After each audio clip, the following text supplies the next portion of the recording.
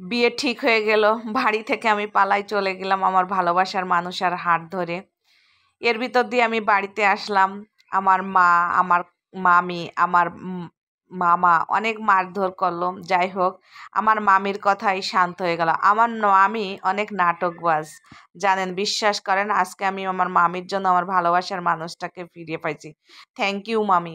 কারণ সমাজে মুরব্বীরা থাকলে এরকম কিছু করতেই হয়। যাই হোক, আমাকে মেরে ধরে আমাকে রুমের ভিতরে আটকাই থুয়ে দিল। এর ভিতর রাত বাজে ১টা। আমি সকাল ভাবতেছি আমার মামি কেন আমার সঙ্গে এরকমটা করলো। আমি বুঝতে পারিনি আমার মামি ওদের সামনে নাটকটা করছে।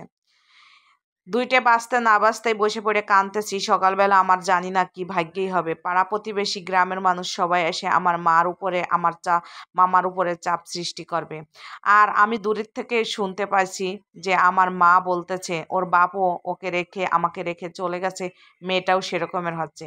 এগুলো কথা শুনে আমার ভিতরে ভিতরে অনেক কষ্ট হচ্ছে। আবারও ভাবতেছি আমি আমার ভালোবাসার মানুষটার কাছে ফিরে পাইছি। আমার মা যে মানুষটা আমার জন্য ঠিক করেছে আসলে আমার জন্য পারফেক্ট না। যাই হোক, দেখি যে দরজাটা ধাক্কা মেরে মোবাইলের আলো দিয়ে দিয়ে আমার মামি আমার কাছে আসলো। আমাকে মাথায় হাত বুলিয়ে দিয়ে বলল, মারে তোর খুব লাগছে, তোর খুব ব্যথা লাগতেছে তাই না? তাই বলে কপালে একটা কিস দিল, মুখে একটা কিস দিয়ে আমার বুকের ভিতরে জড়িয়ে নিল যেন ছোট বাচ্চার মতন।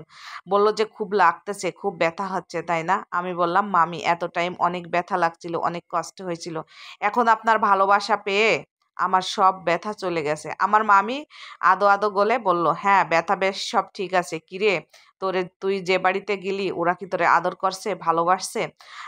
আমি বলে উঠলাম, হ্যাঁ মামি, ওরা আমাকে খুব আদর করছে, ভালোবাসছে, কিন্তু আপনাদের সম্মানের কথা আমি ভেবে চলে আসছি। আমার মামি বলল, কিরে বিয়ে শাদী কি হয়ে গেছে? আমি বললাম, হ্যাঁ মামি, বিয়ে হয়ে গেছে। এর ভিতর দিয়ে কথা বলি, কারণ হচ্ছে আমার মা আর আমার মামা আমার জন্য ৫৫ বছরের একটা ছেলের সঙ্গে বিয়ে ঠিক করছিল। তাই আমার মামি সমস্ত কিছুই জানছিল। আমার মামিও আমাকে খুব ভালোবাসে, ছোটবেলা থেকে অনেক আদর করছে, অনেক ভালোবাসছে।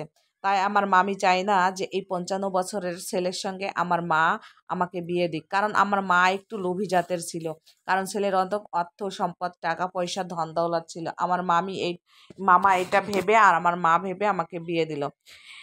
আমার যেদিনকে গায়ে হলুদ হয়ে গেছে, বিয়ের রাত্রি, সকালে বরযাত্রী আসবে, ওই রাত্রে আমার মামি আমাকে সাহায্য করলো আমার ভালোবাসার মানুষটার হাত ধরে চলে যেতে। আমার মামির কথা মতন আমি পালিয়ে গেলাম। আমার মামি বলল, যা করিস করিস, বিয়ে করেই সম্পূর্ণ সব কিছুই যেন করিস, বিয়ের আগে ছেলেটার সঙ্গে কিছুই করবি না।